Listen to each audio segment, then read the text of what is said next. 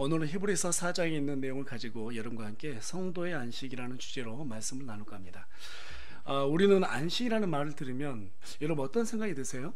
안식이라는 말을 들으면 어떤 느낌을 받으세요? 좀 편안하고 자유롭고, 또 심지어는 쉰다고 생각하기 때문에 되게 좀 좋지 않나요? 마음이 좋죠. 2044년까지 살아야 되는 이유라는 인터넷 그런 글이 있더라고요. 가서 보니까 왜 그런가 봤더니 2044년 10월에 보니까 뭐 개천절, 그 다음에 추석, 한글의 날 포함해서 10일 동안 연장시더라고요. 그때까지 꼭 살아야 되겠구나, 이런 생각이 들었습니다.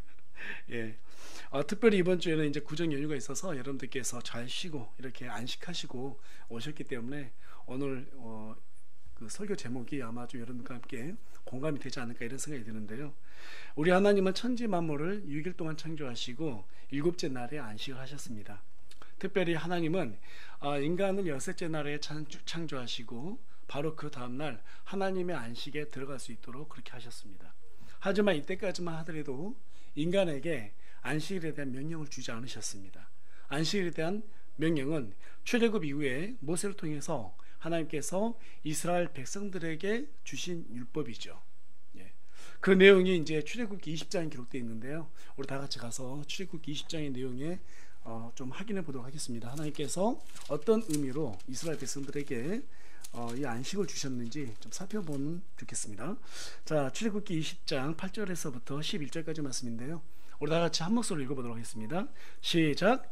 안식일을 기억하여 거룩히 지키라. 연세 동안은 내가 수고하고 내 모든 일을 할 것이나 7째 날은 주 내 하나님의 안식일인즉 그날에는 너나 내 아들이나 내 딸들이나 내 남종이나 내 여종이나 내 가축이나 내 문 안에 거하는 내 나그네나 아무 일도 하지 마라. 엿새 동안 주가 하늘과 땅과 바다와 그것들 안에 있는 모든 것들을 만들고 7째 날에 안식하였느니라. 그러므로 주가 안식일을 복되게 하여 그날을 거룩하게 하였느니라. 지금 보니까 하나님께서 6일 동안 세상을 창조하시고 7째 날 안식하셨어요. 그리고 그날을 거룩하게 구분했다고 말씀하고 있습니다. 자, 여러분, 안식이라는 뜻은 어떤 뜻이냐면 쉬다, 그치다, 억제하다 또는 어떤 일로서부터 그만두고 평안한 상태로 만들다, 그런 의미를 가지고 있습니다. 이런 의미에서 하나님께서 너희가 안식일을 기억하여 거룩히 지키라 라고 이렇게 명령하신 뜻은 뭐냐면 너희들은 하던 일을 멈추고 그만두고 하나님께서 하늘과 땅을 창조하신 분이라는 거, 또 그분께서 이 모든 세상을 운영하는 주관자라는 것을 너희들이 반드시 기억하고 그것을 지켜 행해야 된다. 지금 그것을 얘기하고 주고 있는 거예요. 오직 하나님만 찬양하기 위해서 따로 7째 날을 어떻게 해야 된다? 구분해야 된다. 이렇게 말하고 있는 것입니다. 그런데 이제 이 계명은 생각보다 아주 엄격했습니다. 그래서 여러분들께서 출애굽기 31장 14절에 가서 보면 이 계명을 지키지 않은 자가 있다라면 이스라엘 백성들은 그 사람 어떻게 하라?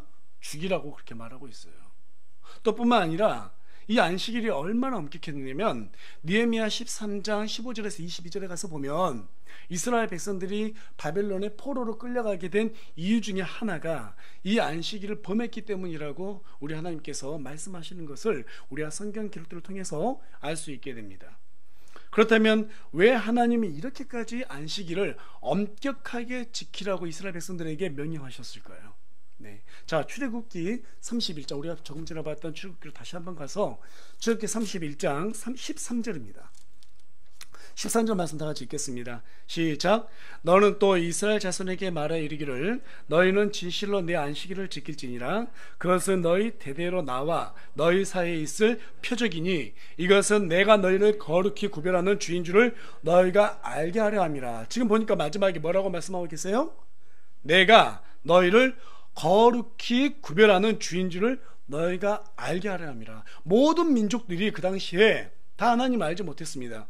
오직 하나님께서 이스라엘 민족이라는 그 민족을 어떻게 해요? 아브라함의 씨로부터 만들었어요. 그리고 그들을 선택했습니다. 그렇기 때문에 그들은 하나님을 마땅히 어떻게 해야 돼요? 알아야 되는 책무가 있어요. 그분께서 이 세상의 주관자라는 것을 알고 거룩히 그날을 구별해야 될 책무가 있다는 것입니다. 자, 그러니까 쉽게 말하면 이거죠. 선택받은 만큼 너에게 부담도 크다라는 거예요. 여러분, 안식일은 이스라엘 백성들에게만 주어진 하나님의 명령이기 때문에 우리 같은 이방인들은 사실 안식일을 지킬 필요가 없어요. 우리에게 주어진 율법이 아닙니다. 그럼에도 불구하고 선택받은 만큼 책임이 크다라고 하는 측면에서 이 안식일에 대한 영적 의미는 우리 신약 성도들에게도 그대로 적용이 되는 거예요.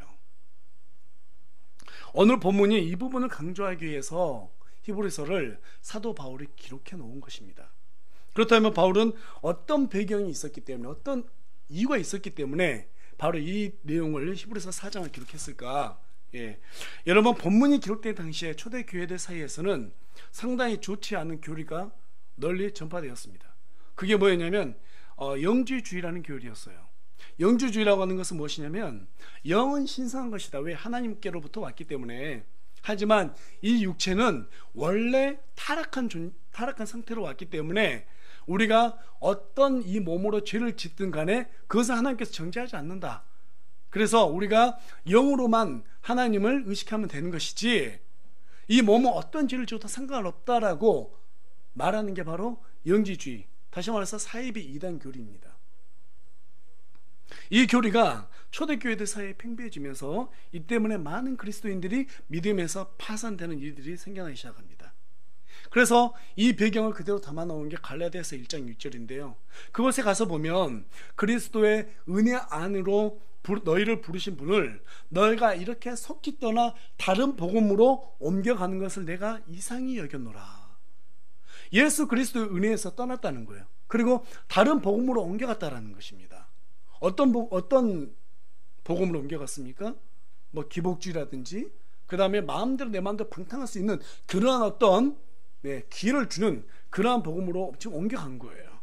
그래서 사도 바울은 오늘 본문이 있는 히브리서 4장에 안식이라는 단어를 무려 10번이나 반복해서 기록합니다.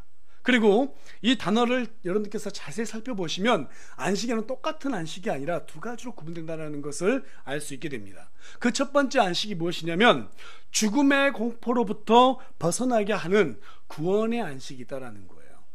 여러분, 우리 예수님을 우리의 구주로 다들 믿으시죠? 그러면 더 이상 우리가 죽으면 어떻게 돼요? 지옥으로 가나요? 아니죠. 하나님의 나라로 가게 됩니다. 천국으로 전부 다 우리는 구원받아요. 그래서 더 이상 사망의 공포가 우리를 짓누를 수가 없어요. 여기에서 해방시켜주는 것이 바로 구원의 안식이에요. 자, 그런데 한 가지 더 남아있는 게 뭐냐? 두 번째 안식은 세상의 근심과 염려로부터 벗어나게 해주는 성화의 안식이 있다는 거예요. 구원의 안식은 누구든지 믿기만 하면 누릴 수 있죠. 하지만 성화의 안식은 행위를 통해서 우리가 주님의 말씀에 순종했을 때 하나님께서 우리와 함께 해줌으로써 인해서 우리가 누릴 수 있는 안식이에요. 그래서 창세기 2장 3절에 가서 보면 우리 하나님께서 안식일을 복되고 거룩하게 했다라고 이렇게 말하고 있어요. 그 여기에서 말하는 안식일에 대한 복은 뭐냐면 하나님의 함께 함으로써 우리가 누리는 평강의 복, 은혜의 복을 얘기하는 거예요. 그것은 그런데 쉽게 사도 바울이 말하고 있는 게 뭐냐면 구원의 안식처럼 그냥 믿는다 해서만 되는 것이 아니다. 믿었으면 어떻게 해야 된다? 행위로 순종함으로 드러내야 된다. 그랬을 때 하나님께서 이 성화의 안식을 준다라는 거예요. 그런데 많은 교회들이, 많은 성도들이 이것을 잘 구분하지 못하고 이 안식을 그냥 구원으로만 해석하는 경향이 있습니다. 그렇다 보니까 안식에 들어가지 못한다라고 말하면 마치 구원을 받지 못한다 또는 구원을 잃어버린다 이렇게 해석한단 말이에요. 여러분, 이렇게 해석하면요, 히브리서 한번 읽어보세요. 무슨 말인지 전혀 이해할 수 없게 됩니다. 헷갈려요. 또 뿐만 아니라 성경적인 이 구원관에 대해서 상당한 혼선을 초래하게 됩니다. 그래서 저와 여러분이 이 본문 강의로 들어가기에 앞서서 이 안식에 대한 부분이 어떤 것인가 좀 정확하게 짚고 넘어갈 필요성이 있는데요, 이 부분을 잘 이해하려면 출애굽기에 대한 전체적인 밑그림을 잘 이해를 할 수 있어야 됩니다. 자, 여러분, 출애굽기에서 말하고 있는 이집트는 무엇을 상징하는 곳이죠? 마귀가 지배하고 있는 이 세상을 상징하는 것이죠. 맞습니까? 네. 그리고 그곳에서 이스라엘 백성들이 모세의 명에 따라 가지고 문설주에다가 양의 피를 바릅니다. 양의 피를 바른다는 것은 자신들의 믿음을 입증해 드러내는 것을 뜻하는 것입니다. 그리고 그들이 이집트에서 나왔어요. 이집트로부터 하나님의 명령에 따라서 모세를 따라 이렇게 탈출합니다. 그것은 그들이 구원받았다라는 것을 얘기하는 거예요. 이제 이집트에서 탈출한 백성들은 약속의 땅 가나안으로 가기 위해서 어디로 나옵니까? 광야로 나오게 되죠. 예. 광야는 성도들이 성화의 과정에서 겪게 될 필연적인 고난의 장소를 의미합니다. 저와 여러분 세상 살아가는데 쉽죠? 만만하죠? 예. 네, 그러면 제가 그 사람을 참 존경하고 싶어요. 세상은 만만하지 않습니다. 쉽지 않습니다. 너무너무 어렵습니다. 어떨 때는 정말 죽고 싶을 때가 있습니다. 그렇지 않습니까? 예. 세상 만만하지가 않아요. 특히 믿는 우리 그리스도인들에게 있어서 세상은 더 만만치 않습니다. 단순하게 먹고 마시고 살기 위해서 그런 고통만 있는 게 아니거든요. 하나님 믿는 데 따르는 부담이 또 따르거든요. 그래서 이 광야는 이 성화의 과정을 겪게 되는 성도의 필연적인 장소로서 성경은 그림을 그려놓고 있는 거예요. 그리고 그곳에서 광야에서 죽은 사람들이 있어요. 뱀에 물려 죽기도 하고 40년 동안 떠돌면서 죽게 됩니다. 왜 죽게 되느냐? 이 사람들은 믿음의 노선에서 이탈한 사람들을 그리고 있어요. 또 이 부분에서 많은 분들이 이제 좀 이해가 안 되다 보니까 가나안을 뭘로 지금까지 이해하냐면 천국으로만 묘사하고 있어요. 구원의 장소 이렇게만 묘사하고 있습니다. 그렇다 보니까 가나안에 들어가지 못한 사람들은 전부 다 구원받지 않은 사람이다. 이렇게 생각한단 말이에요. 실제로 교회에서 그렇게도 많이 가르쳐요. 그런데 여기서 한 가지 오류가 있죠. 모세도 그럼 구원 못 받았나 이겁니다. 여러분 모세 구원 못 받았죠? 그러면 모세 가나안에 들어갔어요? 못 들어갔어요? 못 들어갔어요. 그럼 구원 못 받은 거네요? 이 부분에 대해서는 정확하게 설명을 못 해준단 말이에요.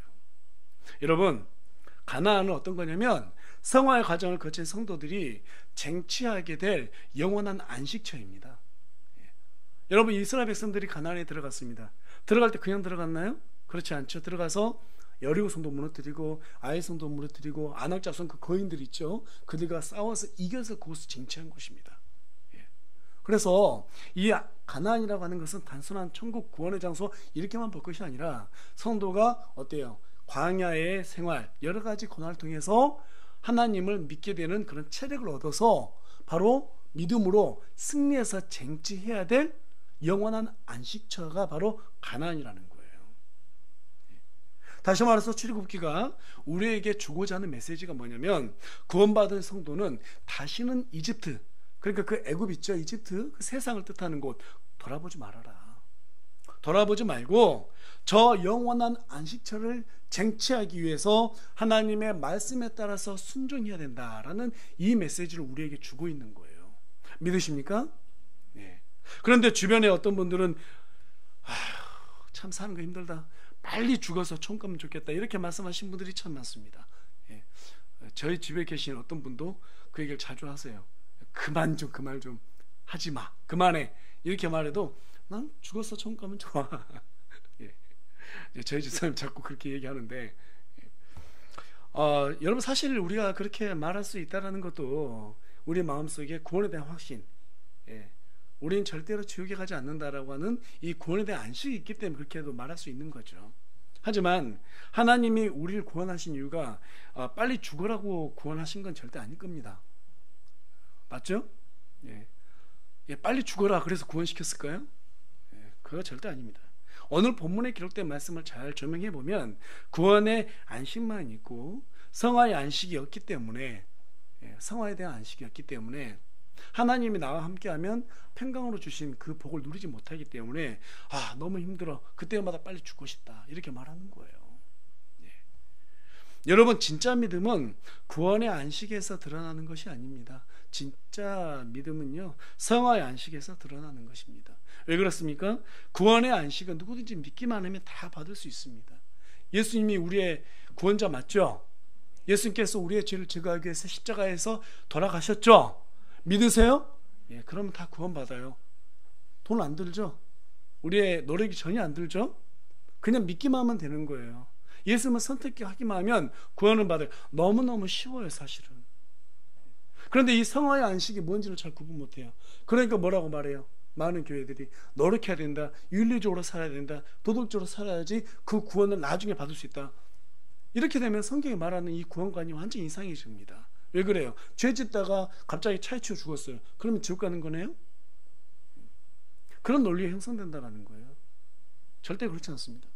성화의 안식은 여러분, 구원을 받은 사람들이 행위로 믿음을 입증할 때 얻어지는 것이기 때문에 구원의 안식보다 훨씬 더 어때요? 얻기가 쉽지 않는 거예요. 수십 배나 어려운 거예요.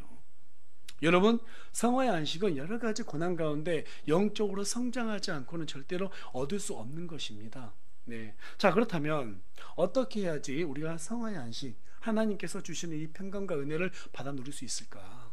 네. 이것이 이제 오늘 저와 여러분이 꼭 알고 가야 될 그런 성경 주제입니다. 오늘 설교 주제예요. 네. 다 같이 1절 말씀 보도록 하겠습니다. 본문 1절 말씀 우리 다 같이 큰 목소리로 읽어보겠습니다. 시작. 그러므로 우리는 두려워할지니 그분의 안식에 들어갈 약속이 우리에게 남아있을지라도 너희 중에 어떤 사람이 거기에 이르지 못할까 염려하노라. 자, 지금 보니까 그러므로 우리는 두려워할지니, 여기에서 두려워한다라는 것은 구원을 잃어버린다, 구원 못 받는다, 이러한 두려움이 아닙니다. 자, 그런데 앞에서 보니까 그러므로라는 접속사가 있어요. 자, 그러면 그러므로라는 접속사 있다라는 것은 앞에 어떤 내용을 이어받았다는 말이죠. 그 내용이 뭐냐면 여러분들께서 앞에 보시는 3장, 히브리서 3장 15절부터 19절에 있는 내용입니다. 이 내용은 12 정탐꾼들이 가나안에 다녀온 이후에 이스라엘 백성들에게 우리가 정탐해온 내용들에 대해서 이렇다 저렇다라고 말을 하는 그러한 내용이 이제 민수기에 가면 나와 있어요. 14장에. 그런데 이제 그 부분을 보고 이스라엘 백성들이 어떻게 반응하는 것인가, 그 반응에 대해서 하나님께서 어떻게 하셨는가 하는 내용이 지금 기록된 거예요. 네. 그래서 여러분 잘 아시다시피 민수기 14장에 가서 보면 모세가 가나안을 정복하기 위해서 12명의 정탐꾼들을 각 지파에서 한 사람씩 빼가지고 보냅니다. 그리고 그들이 40일 동안 가나안을 정탐하고 돌아오게 됩니다. 그때 그들 중에서 이제 여호수아와 갈렙만이 지금 뭐라고 보고합니까? 가나안은 하나님께서 말씀하신 것처럼 젖과 꿀이 흐르는 땅이더라. 또 뿐만 아니라 거기에 보니까 아주 무시무시한 사람들도 있는데 그것들은 우리가 보기에 뭐다? 우리의 밥이더라. 우리의 밥과 같더라. 이렇게 얘기해. 우리가 먹을 양식과 같더라. 자, 그런데 나머지 10명들은 뭐라고 말해요? 아니다. 우리가 보니까 우린 그들에게 있어서 메뚜기 같더라. 야, 걔네들 있잖아. 키 엄청나게 커. 안할 자손들이죠. 여러분, 골리앗 키가 얼마였다고 그래요? 3m가 넘었죠? 우리가 2m가 넘은 체육만 이런 사람만 봐도 엄청 거인으로 보이는데, 여러분 3m가 넘는 그런 거인들이 있다고 생각해 보세요. 정말 메뚜기처럼 느꼈을 거예요. 근데 이들은 지금 자신들이 육신의 눈으로 그냥 보는 걸 얘기하는 거예요. 상식적으로 얘기하는 거예요. 그런데 하나님께서는 분명히 뭐라고 말씀하셨어요? 너희들이 반드시 그 땅을 쟁취하게 될 것이다. 내가 준다. 이렇게 얘기하셨어요. 그 믿음의 눈으로 여호수아와 갈렙은 보니까 그들이 마치 우리의 밥처럼 느껴졌다라는 거예요. 그런데 이제 문제는 뭐냐면 이스라엘 백성들이 누구의 말을 듣습니까? 여호수아와 갈렙의 말을 들어요? 아니면 10명의 정탐꾼 얘기를 들어요? 10명의 말을 들어요.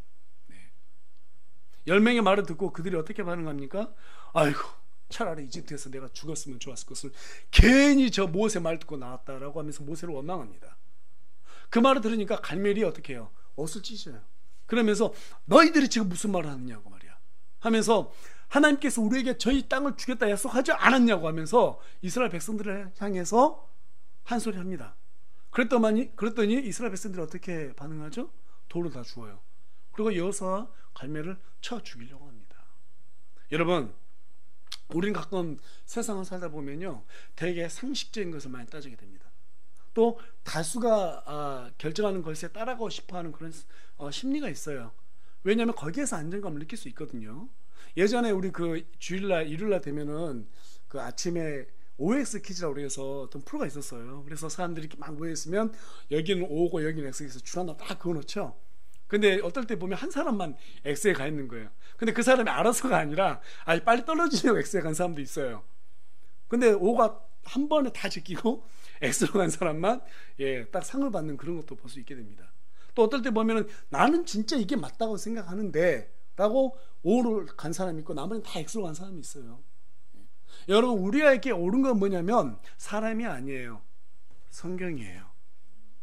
성경이에요. 예, 오늘날 많은 사람들이 하나님의 말씀을 믿지 않고 다들 두려워하고 사람들 따라가냐? 말씀을 보지 않기 때문에 그렇습니다. 다른 복음으로 다 옮겨갔기 때문에 그렇습니다. 이스라엘 백성들이 그랬습니다. 그들은 10명의 말을 들었어요. 거기에서 안정감을 느끼고 싶었어요. 자, 그런데 거기에서 뭐가 문제가 생깁니까? 불안함이 생겨요. 두려움이 생겨요. 두려움이 생기면 사람은 거칠어져요. 마음속에 증오가 생긴단 말이에요.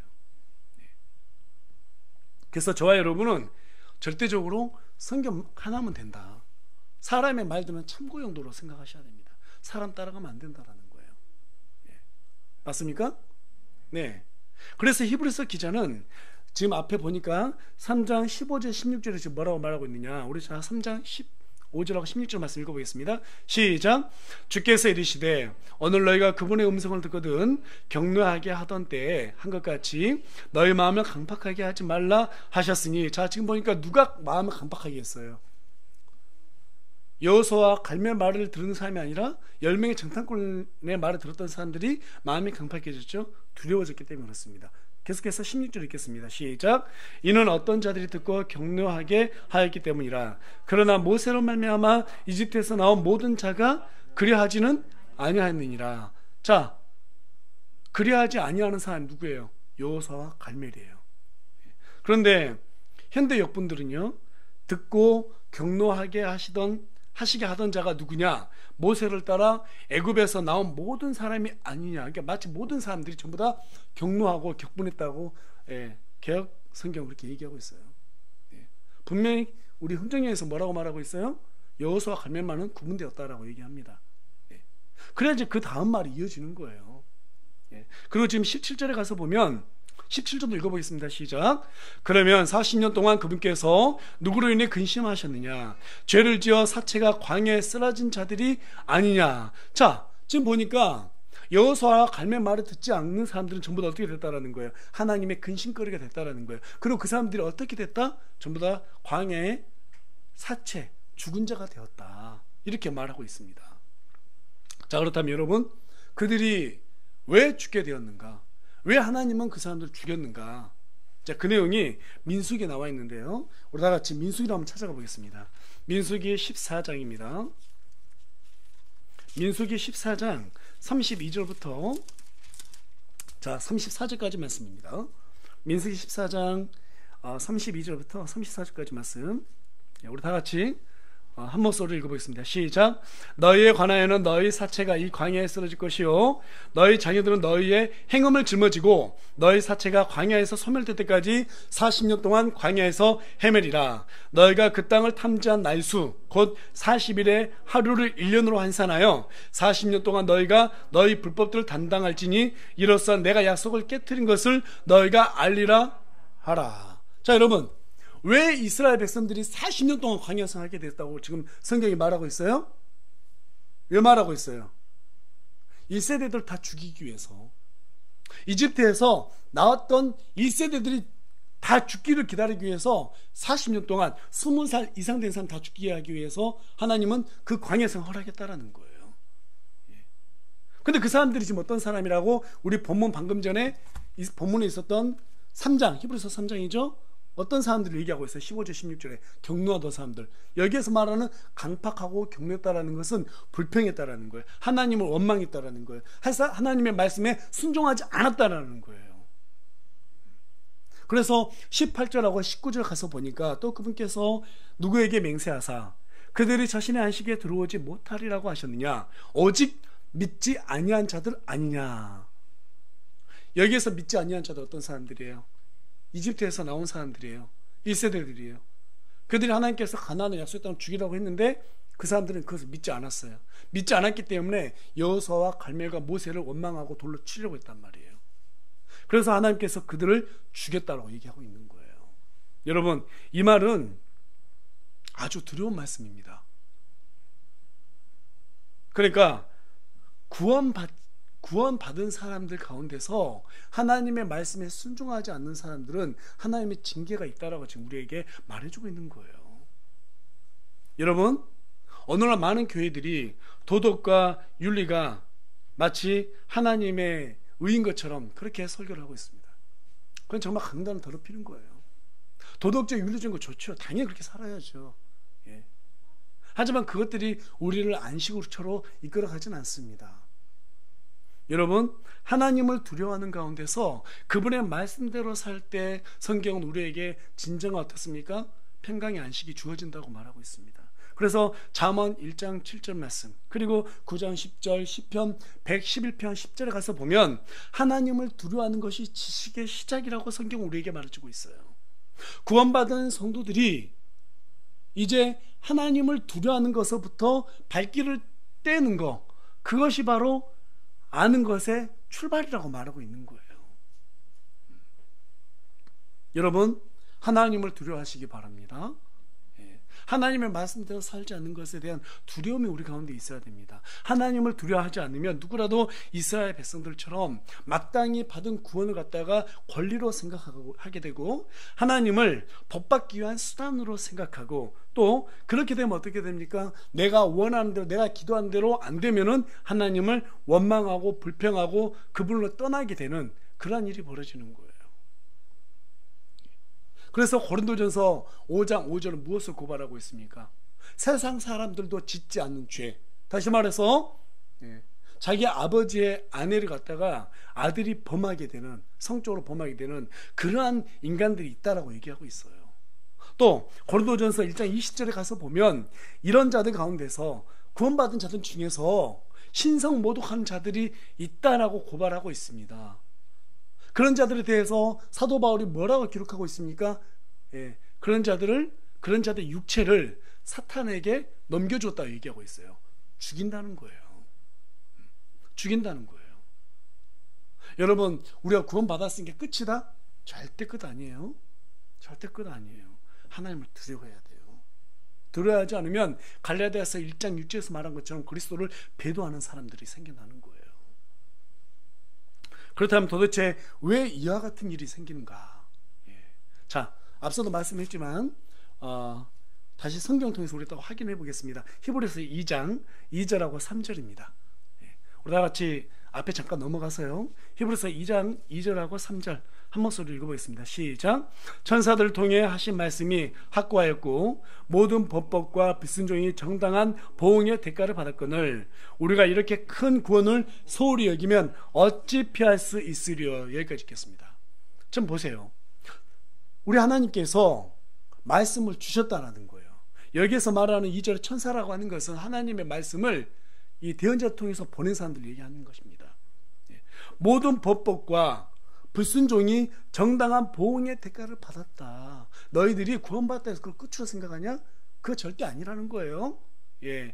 이렇게 큰 구원을 소홀히 여기면 너희들이 이 징계에서 절대 피할 수가 없다라고 성경이 우리에게 지금 알려주고 있다는 것입니다. 여러분, 그래서 우리는 구원받은 것으로 끝난 인생을 살아서는 안 되고요. 정말 이 불순종의 대가로부터 우리가 값을 칠 수밖에 없구나. 정말 이 두려워하는 마음으로 하나님 앞에서 말씀에 따라 순종하며 사는 것이 우리에게 있어서 가장 큰 또 하나님 앞에 영광이 되는 것이고, 하나님께서 그것을 요구한다고 성경 우리에게 말해주고 있는 것입니다. 그렇다면 이것은 단순히 또 이건 지금 유대인들에게 한 말이 아니냐. 여기 보니까 히브리서잖아요. 히브리서는 뭐예요? 구원받은 유대인들에게 적은 서신서예요. 과연 이게 구원받은 성도들에게 한 말인가? 여러분, 믿지 않는 자들에게 복음을 전한 서신서가 바로 로마서입니다. 그래서 우리가 로마서 한번 좀 넘어가 보겠습니다. 믿지 않는 이방인들에게 전한 로마서 11장입니다. 11장 21절과 22절인데요. 우리 다 같이 한 목소리로 읽어보겠습니다. 시작. 하나님께서 본래 가지들도 아끼지 아니하셨을진데 그분께서 또한 너를 아끼지 아니하실까 조심하라. 그러므로 하나님의 선하심과 엄하심을 보라. 넘어진 자들에게는 엄하심이 있으나 내가 그분의 선하심에 거하면 너를 향하여는 선하심이 있으리라. 그렇지 않으면 너도 잘려 나가리라. 여러분, 하나님의 징계는 구원받은 히브리인이나 또 구원받은 이방인이나 그걸 가리지 않아요. 모든 구원받은 사람 안에서는 이런 징계가 적용이 된다는 거예요. 또 반대로 어때요? 하나님의 명령대로 살면 그 사람들에게는 또 그에 따라 합당한 복이 따른다고 하나님께서는 분명하게 우리에게 말해주고 있습니다. 그런데 이제 어떤 분들은 지금은 은혜 시대이기 때문에 구약 성도들처럼 징계를 받지 않을 것이다, 이렇게 또 말씀하시는 분들이 있어요.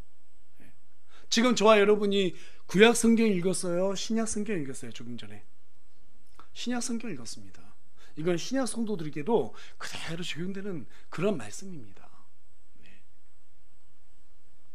성도가 하나님의 명령에 따르지 않게 되면요, 마음에 뭐가 생겨요? 부담이 생겨요. 자꾸 양심에 하나님 말씀 쿡 찌른단 말이에요. 또 말씀이 찌르지 않더라도 우리의 민감한 양심이 이건 죄라는 것을 우리에게 양심을 통해서 알려주고 있단 말이에요. 그것을 해결하지 않으면 마음이 답답하게 느껴질 거예요. 그게 바로 성도에게 있어서 지옥이에요, 여러분. 달리 지옥이 아닙니다. 구원 잃어버린다 이런 말 아니에요. 정말 지옥 같아요. 저도 죄 지어봤죠. 많이 지어봤죠. 근데 그것을 회개하고 그걸 다시 원상복구 시켜놓지 않으면 마음이 너무 답답하더라고요. 그것이 해결될 때 이제 좀 살만하구나 이게 느껴져요. 다리 쭉 펴고 자요. 여러분, 이스라엘 백성들이 하나님보다 세상을 더 두려워하다가 광야에서 쓰러졌습니다. 세상의 이익을 취하기 위해서 세상과 협력하지 마십시오. 세상보다 하나님을 더 두려워하시기 바랍니다. 자, 그렇다면 왜 구원받은 사람들이 이런 하나님이 주신 이 평강의 안식 속에 들어오지 못하는 건가? 우리 다 같이 본문 말씀에 히브리서 4장, 본문이는 히브리서 4장 2절로 가서 읽어보겠습니다. 한 목소리 읽겠습니다. 시작.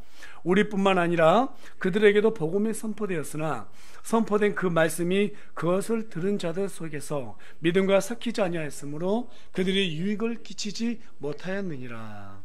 지금 보니까 뭐라고 말하고 있어요? 말씀이 믿음과 섞이지 않았다라는 거예요. 저는 그렇게 된 가장 큰 이유 중에 하나가 오늘날 많은 교회들이 영적인 성장에는 초점을 맞추지 않고 그냥 구원만 받으면 된다라는, 꼭 그렇게 얘기하지 않지만 이 구원에 대한 안식만 얘기하고 있기 때문에 그렇게 된 건 아닌가. 아까 여러분들께 설교 초반부에 그 서두부에 말씀드렸다시피 이스라엘 백성들이 초대교회들이 어떻게 하다가 넘어졌다고 그래요? 영지주의 교리, 그렇죠? 그냥 구원받은 걸로 끝이다라고 생각했기 때문에 전부 다 이런 구원을 소홀히 여기다 이렇게 됐다라고 말씀드렸습니다. 믿음의 스타트는 했다고 말씀드렸습니다. 오늘날도 마찬가지인 것 같아요. 그냥 많은 성도님들이 구원받으면 끝이야 이렇게 생각하는 것 같습니다. 그렇다 보니까 앞에서 말씀드린 바와 같이 하나님에 대한, 하나님을 두려워하는 이러한 양심이 마비되어 버렸어요. 그냥 내가 잘 먹고 잘 살면 된다라고 생각하고 있는 것 같아요. 그런데 여러분, 3절이 뭐라고 있는가? 자, 3절 한번 읽어보겠습니다. 시작. 이미 믿은 우리는 안식에 들어가나니. 자, 여기까지요. 보니까 지금 뭐라고 말하고 있어요? 이미 믿은 사람은 안식에 들어간다, 안 들어간다? 들어간다. 여기는 지금 뭐라고 말해서 우리는 이렇게 말하고 있어요. 그러니까 히브리서는 사도 바울이 기록했는데, 사도 바울이 우리라고 얘기했으면 전부 다 누굴 얘기하는 거예요? 형제들에게 지금 하는 말이에요. 그러니까 다들 구원받은 사람에게 말해요. 그러니까 이미 우리는 하나님의 구원을 얻었다 이렇게 얘기하고 있는 거예요. 자, 계속해서 읽겠습니다. 시작. 이것은 세상의 창건 이후로 그 일들이 완성되었음에도 불구하고 그분께서 이르시기를 내가 진노하여 맹세한 것 같이 그들이 내 안식에 들어오려면 믿어야 하리라. 이미 세상이 창조되기 전 하나님께서 다 하셨다는 거예요. 인간이 죄 짓고 그 대안을 세워놨다는 거예요. 누굴 통해서? 우리 주 예수 그리스도를 통해서. 그들을 통해 그분을 통해서 인류가 구원받는다는 것을 이미 다 계획했다는 거예요. 그럼에도 불구하고 너희들이 진노에 들어오려면 어떻게 된다? 믿어야 된다. 진노가 아니라 안식에 들어오려면 믿어야 된다. 그러니까 구원에 대한 믿음이 있고 또 그 다음 뭐가 있다라는 거예요? 하나님을 기쁘게 하기 위해서 성화에 대한 믿음이 있다라고 지금 또 구분하고 있는 거예요. 여기에서 말하는 이 후반에 말하는 안식은 바로 성화에 대한 믿음을 얘기하고 그 다음에 전반 3장 앞에 말하는 믿음은 구원에 대한 믿음을 얘기하는 것입니다. 그래서 성경은 우리에게 어떤 믿음을 요구하고 있다? 성장하기 위한 믿음을 요구하고 있다. 그 대표적인 구절이 어디냐면 베드로전서 2장 2절입니다. 예. 우리 다 같이 베드로전서 2장 2절에 가서 한 목소리를 읽어보도록 하겠습니다. 시작. 새로 태어난 아기들로서 말씀에 순수한 젖을 사모하라. 이것은 너희가 그 젖으로 말미암아 성장하게 하려 함이라. 여러분, 아이가 태어나면 젖을 먹어요. 성도도 똑같아요. 이제 막 구원 받았어요. 그러면 말씀에 젖을 먹어야 되는 거예요. 그런데 그 목적이 뭐라고요? 성장하기 위해서. 그런데 이 부분을 개역성경에서는 구원받기 위해서라고 바꿔놨단 말이에요. 구원이라는 단어는 사실 여기 없습니다. 네. 자, 성장하려면 그럼 또 어떻게 해야 되는 건가? 계속해서 우리 빌립보서 2장 12절 말씀 다 같이 한 목소리 읽어보겠습니다. 시작. 그러므로 나의 사랑하는 자들아, 너희가 항상 순종한 같이 내가 있을 때뿐만 아니라 지금 내가 없을 때에도 더욱더 순종하여 두려움과 떨림으로 너희 자신의 구원을 일하여 드러내라. 네. 개역성경이 이 부분에 대해서 구원을 이루라 이렇게 되는데 그런 의미가 아닙니다. 네. 너희가 구원을 받았다라면 이제 그걸로 끝이 아니라 이 일에서 너희가 구원받은 그 믿음을 입증해서 드러내보라는 거예요. 네. 하나님은 우리에게 끊임없이 믿음의 입증을 요구하고 있습니다. 믿음을 행함으로 입증하려면 하나님께서 나와 함께 해주셔야 돼요. 하나님께서 나와 함께 하지 않으시면 우리가 아무리 성경을 많이 알고 내가 믿음이 크다고 혼자 그렇게 생각한다 하더라도 절대로 이룰 수가 없는 것입니다.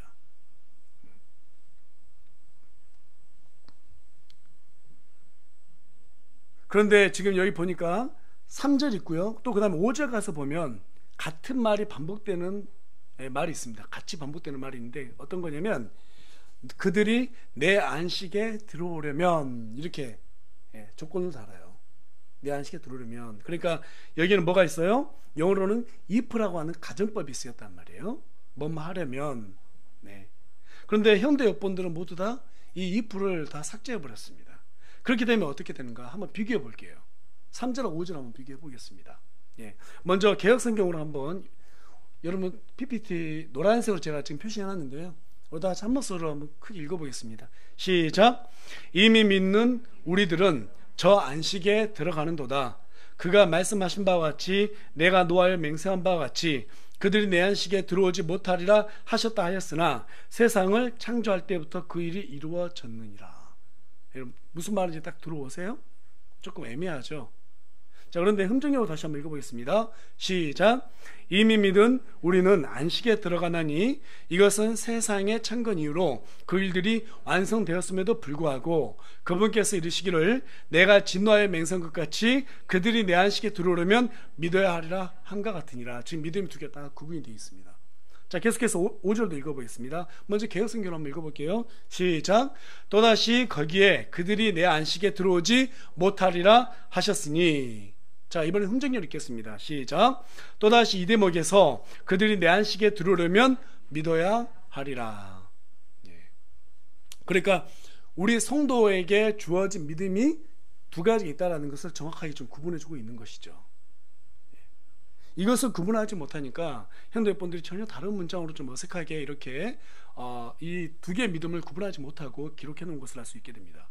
여러분, 앞서 말씀드린 바와 같이 구원에 이르게 하는 믿음에는 행위가 전혀 필요하지 않습니다. 하지만 성화에 이르게 하는 안식을 소유하기 위해서는 순종에 대한 행위가 필요하다, 필요하지 않다? 네, 필요하다. 자, 그래서 야고보서 2장 14절과 17절이 우리에게 뭐라고 말하고 있는가? 야고보서 2장 14절과 17절 말씀도 우리 한 목소리 읽어보겠습니다. 시작. 내 형제들아, 사람이 자기가 믿음이 있다고 말하면서 행위가 없으면 그것이 무슨 유익을 주느냐? 믿음이 그를 구원할 수 있겠느냐? 여러분, 야고보서는요 구원받은 그리스도인들에게 제공하는 그러한 말씀이에요. 그러니까 여기에서 말하는 믿음은 행위로 너희들이 구원에 이르게 된다 이 말이 아니에요. 여기에서 말하는 구원이라고 하는 것은 우리가 그리스도인이 살아가면서 여러 가지 어려운 일이 봉착하게 되잖아요. 거기에서 어려운 일에서부터 구원해 준 걸 얘기하는 것입니다. 네. 그래서 우리가 행위가 없으면 무슨 유익을 주겠느냐? 말씀에 순종하지 않으면 너희가 어떻게 거기서부터 구원받을 수 있겠느냐? 지금 이 얘기를 하고 있는 거예요. 계속해서 17절 말씀도 읽어보겠습니다. 시작. 이와 같이 믿음도 행위가 없으면 그것만으로는 죽은 것이라. 자, 이제 무슨 말인지 이해가 되시죠? 네. 여기에서 말하는 믿음은 바로 성화에 대한 믿음이에요. 우리가 말씀에 순종하는 믿음이에요. 이게 행위가 없으면 그것은 더 이상 믿음으로 하나님께서 인정하지 않는다는 거예요. 그냥 구원받는 걸로 끝난다는 거예요. 성화의 안식을 갖지 못하면 세상을 여러분 두려워하게 되어 있습니다. 하지만 성화의 안식이 있는 사람은 언제나 삶 가운데서 어떤 어려움이 있어도 그래도 당당해요. 그래도 당당해집니다. 그 대표적인 사람이 누굽니까? 다윗이에요. 여러분 다윗 봐보세요. 골리앗만 넘어뜨린 게 아니었잖아요. 골리앗 넘어뜨릴 때 하나님께서 주신 평강이 있었기 때문에 반드시 내가 이길 수 있다라는 확신을 가졌단 말이에요. 반면에 이스라엘의 모든 사울을 포함해서 백성들은 골리앗을 보고 발발발 떨고 있었단 말이에요. 하나님의 이 안식을 평강을 가지고 있었던 다윗은 네가 감히 우리 하나님을 욕되게 하느냐 하면서 가서 어때요? 물맷돌로 그를 죽이게 됩니다. 뿐만 아니라 여러분 다윗 쓰신 시편 한번 가서 쫙 봐보세요. 다윗이 가지고 있었던 안식은 정말 평강 가운데서 온다는 것을 알 수 있게 됩니다. 그런 평안함이 없는 상태에서 그 어려운 시험 가운데서 다윗이 그 시편 기록할 수가 없어요. 반드시 하나님이 나를 구원해 줄 거야. 이 어려움 속에서 구원해 줄 거야. 반드시 하나님께서 나를 도와주실 거야. 그것을 가지고 있었던 사람이 바로 다윗이었어요. 그래서 여러분 시편은 다윗의 시편을 많이 읽어보라고 하는 거예요. 여러분 세상을 두려워하지 않으려면 하나님이 주시는 평강의 안식을 소유해야 됩니다. 그것을 언제 우리가 받아 누릴 수 있습니까? 자, 4절 말씀 보겠습니다. 그분께서는 일곱째 날에 관하여 어떤 곳에서 이같이 말씀하시되 하나님께서 자신의 모든 일에서 떠나 일곱째 날에 안식하시니라. 우리가 아까도 말씀드렸지만 안식은 그치다, 쉬다, 억제하다, 평안하게 하다 이런 뜻이라고 그랬어요. 네, 우리가 하나님 앞에 이렇게 예배할 때 하나님께서 우리에게 안식을 줍니다. 우리 형제님도 어떠세요? 직장에서 지금 하고 있는 일들 뭘 해야 되지 머릿속에 좀 계산되고 막 근심되고 걱정되신 분도 있을 수 있을 것입니다. 저도 지금 마찬가지예요. 저도 막 일할 게 지금 이렇게 쌓여 있는데 어제는 뭐 설교 준비한다고 이렇게 앉아 있는데 이게 가시방석 같더라고요. 좀 시간은 막 다가오는데 그럼에도 불구하고 하나님께서 우리에게 뭘 요구하냐면 한날을 거룩히 구별해서 이날만큼은 하늘과 땅을 창조하시고 우리의 주인이신 그분만을 바라보라는 거예요. 그랬을 때 우리에게도 뭐가 있다? 영적인 안식을 주신다는 겁니다. 믿으십니까? 그래서 우리가 예배할 때는 세상 것 모두 다 내려놓고 하나님께만 집중할 수 있어야 됩니다. 그래서 또 계속해서 8절은 뭐라고 말하고 있어요? 만일 예수가 그들에게 안식을 주었더라면 그분께서 그 뒤에 다른 날을 말씀하려 하지 아니하셨으리라. 자, 여기에서 말하는 예수는 그리스도가 아닙니다. 우리 주 예수 그리스도가 아니에요. 자, 우리 다 같이 사도행전 7장으로 가보겠습니다. 사도행전 7장 45절 말씀 가서 읽어보도록 하겠습니다. 7장 45절 말씀입니다. 자, 우리 다 같이 한 목소리 읽겠습니다. 시작. 그 뒤에 일어나 우리 조상들이 하나님께서 우리 조상들 앞에서 쫓아내신 이방인들의 소유지 안으로 예수와 함께 또한 그것을 가지고 들어가서 다윗의 시대까지 이르렀느니라. 자, 이 말이 무슨 말이에요? 바로 출애굽에서 예수가 가나안으로 들어갔다라는 거예요. 그래서 그것이 다윗 시대까지 이르렀다 지금 얘기를 하고 있는데 여기에서 말하는 예수의 여호수아를 얘기하는 것입니다. 그래서 성경 이스라엘 사람들의 표기법으로 예수는 여호수아 또는 호세아 같은 단어예요. 여러분 성경에 보면 여호수아에게 호세아서 있죠? 그냥 예수라는 같은 이름이에요. 구원자. 우리 주 예수님과 이름과 같습니다. 표기법이. 그래서 여러분 지금 8절에서 보니까 본문 8절에서 보니까 만일 예수가 그들에게 안식을 줬더라면 그분께서 그 뒤에 다른 날을 말씀하려 하지 않았을 것이다. 사람이 안식을 줄 수 없다는 거예요. 여호수아가 가나안으로 그 백성들을 데리고 들어갔지만 그 가나안이 영원한 안식처가 되지도 못했고 또 사람이 데리고 간 그 안식이 결코 너희들에게 100% 안식을 제공해 줄 수 없다. 그래서 9절에 지금 뭐라고 말하고 있어요? 그러므로 하나님의 백성에게는 한 안식이 남아있다. 한 안식이 남아있다. 무슨 말입니까? 하나님과 함께 할 때, 임마누엘, 하나님이 우리와 함께 계신다라는 그 임마누엘 하나님을 믿었을 때, 하나님과 하나님 우리와 함께 할 때, 말씀대로 순종할 때, 그때 한 안식, 평강의 안식 우리에게 준다는 거예요. 이 안식이 얼마나 중요했던지 히브리서 기자는 10절하고 11절 말씀을 통해서 또 다시 한번 반복을 해요. 우리 다 같이 10절하고 11절 말씀 읽겠습니다. 시작. 그분의 안식에 이미 들어간 자는 또한 하나님께서 자신의 일들을 그치신 것 같이 이미 자기 일들을 그쳤느니라. 자, 이거는 뭐예요? 구원에 대한 안식이죠. 자, 11절 읽겠습니다. 시작. 그러므로 우리가 저 안식에 들어가도록 힘쓸지니, 지금 뭐라고 말하고 있어요? 그 다음에 안식은 성화의 안식이에요. 그래서 어떻게 해야 된다? 힘써야 된다. 힘써야 된다. 계속 읽겠습니다. 시작. 이것은 아무도 그가 믿지 아니하던 동일한 본을 따라 넘어지지 아니하게 하람이라. 죄를 짓지 않도록 하게 하람이라, 이 말이에요. 네. 그래서 저와 여러분이 죄를 짓지 않기 위해서는 하나님과 동행해야 된다. 하나님의 말씀에 따라서 순종하기 위해서 힘을 써야 된다라고 지금 사도 바울이 여기에서 한 번 더 반복해서 여러분들에게, 저와 우리에게, 여러분에게 말해주고 있다는 것입니다. 자, 그렇다면 우리가 왜 넘어지지 않아야 되는가? 왜 죄를 짓지 말아야 되는 건가? 자, 여기까지 좀 살펴보도록 하겠습니다. 그 다음 장 넘어가면 히브리서 6장 6절하고 8절 말씀입니다. 우리가 한 목소리로 6절 말씀 읽어보겠습니다. 시작. 만일 떨어져 나가면 다시 그들을 새롭게 하여 회개에 이르게 함이 불가능하니 그들은 자기들을 위해 하나님 아들을 새로이 십자가에 못 박아 내놓고 그분을 모욕하느니라. 만일 떨어져 나가면, 너희가 자꾸 넘어져서 죄를 지으면 우리 예수님을 다시 모욕하게 된다. 자, 그렇게 되면 어떻게 되느냐? 8절입니다. 시작. 가시와 찔레를 내는 것은 버려지고 그 저주함에 가까이 있어 마지막에는 그것이 불살라진다. 여기에서 말하는 그것이라는 건 보상이에요. 우리가 하나님 앞에서 잘한 것도 있고 못한 것도 있을 거 아니에요. 그렇죠? 잘하는 것은 잘하는 대로 하나님의 보상을 받게 되는데, 우리가 자꾸 죄를 짓게 되면 그 보상이 어떻게 된다? 불살라진다라는 거예요. 언제 불살라지는가? 자, 고린도후서 5장 10절로 가보겠습니다. 고린도후서 5장 10절 말씀 우리 다 같이 한 목소리 읽겠습니다. 시작. 우리가 반드시 다 그리스도의 심판석 앞에 나타나리니 이로써 각 사람이 좋은 것이든 나쁜 것이든 자기가 행한 것에 따라 자기 몸 안에 이루어진 것을 받으리라. 네. 언제 이러한 보상에 대한 것이 사라질 수 있고 또 얻어질 수 있느냐면 그리스도의 심판석 앞에 설 때 된다는 거예요. 그리스도의 심판석은 하나님 앞에 구원받은 사람들이 나중에 우리 예수님 앞에 서게 되는 때를 얘기하는 것입니다. 구원 안 받은 사람만 심판받는 게 아니에요. 구원 받는 사람들도 하나님 앞에 서서 심판을 받는다는 거예요. 뭐 그렇다 해서 거기서 뭐 곤장 몇 대 맞고 이런 건 절대 아닙니다. 그런 건 아니지만 거기에서 같이 다 섰을 때 가끔 제가 우리 청년들에게 이런 말을 해요. 야, 너희들 있잖아, 사도 바울 나중에 천국 가면 만날 수 있을 것 같아? 아, 그럼요. 아담도 보고 예수님도 만나죠. 제 생각은 좀 달라요. 급이 달라요. 급이 클래스가 달라요. 그래서 만나려면 한참 줄 서야 될 거예요. 한번 보려면, 그 사람들 만나려면. 왜냐하면 성경은 얘기하잖아요. 해의 영광이 다르고 달의 영광이 다르고 별의 영광이 다르다. 우리가 이 땅에서 잠시 인생 살아요.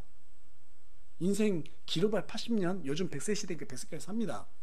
근데 어떻게 사느냐에 따라가지고 영원한 세계가 이미 확정되어 버리는 거예요. 이게 이제 보상이라고 말하는 거예요. 그런데 바울과 같은 사람이 쫙 있는데 거기에서 아무런 보상 없이 서 있어 봐요. 얼마 하나님께 부끄럽고 죄송하겠어요. 물론 부끄러운 구원 같은 게 없겠지만 얼마나 우리 자신이 후회가 되겠어요. 그래서 갈라디아서 6장 9절은 우리에게 뭐라고 말하고 있냐면, 우리가 잘 행하는 가운데 지치거나 기진하지 말라고 말합니다. 그렇지 않으면, 지치지 않고 기진하지 않으면 때가 되면 너희들이 어떻게 된다? 거두게 된다. 그 보상을 너희들이 받게 된다. 지금 이 얘기를 하고 있습니다. 결론을 말씀드리겠습니다. 하나님이 약속하신 안식에는 구원의 안식, 성화의 안식이 두 개가 있다라고 말씀을 드렸습니다. 구원의 안식은 죽음의 공포로부터 해방시켜줍니다. 하지만 성화의 안식은 이 땅을 살아가면서 세상을 이겨나갈 때 성도에게 힘이 되어주는 평강의 안식입니다. 구원을 소홀히 여기고 죽으면 끝이라는 것은 세상에 대한 패배를 인정하는 말입니다. 이거 진짜 마귀가 좋아하는 말이에요. 그래서 저와 여러분이 한 가지 약속 좀 했으면 좋겠어요. 그냥 빨리 죽고 천국 갔으면 좋겠다. 앞으로 이 말씀 안 해줬으면 좋겠습니다. 약속 하시는 겁니까? 예. 아니 하나님 볼 낯이 있어요, 여러분? 올라가서 사도 바울과 같이 서서 제가요 바울만큼 했다 그러면 모르겠어요. 바울도 그런 얘기 안 했거든요. 표대를 향해서 가나안 거기를 향해서 나아가서 정복해야 된다. 그래서 저와 여러분이 농담으로도 앞으로는 빨리 죽어서 천국 가야지 이런 말 하지 마시고 하나님께서 주시는 이 연한 동안에 정말 하나님의 복음으로, 그렇죠? 교회도 섬기고 우리 사랑하는 성도들도 좀 섬기고 또 세상에 나가서 직장 안에서 또 친구들에게도 복음을 전하면서 이 세상은 지금 마귀의 세상입니다. 이 세상이 어떻게 돼요? 여러분이 놓여 있는 그 위치에서 하나님의 왕국이 점점 확장해 가는 거예요. 예. 그렇게 했을 때 하나님이 우리와 함께 해주시는 겁니다. 함께 해주는 거예요. 예. 그러한 안식을 받아 누리는 우리 세움을 침례 교회, 또 그러한 안식을 받아 누림으로써 어디 가서든 승리할 수 있는 우리 지체들이 될 수 있길 간절히 소망합니다. 예, 기도하겠습니다.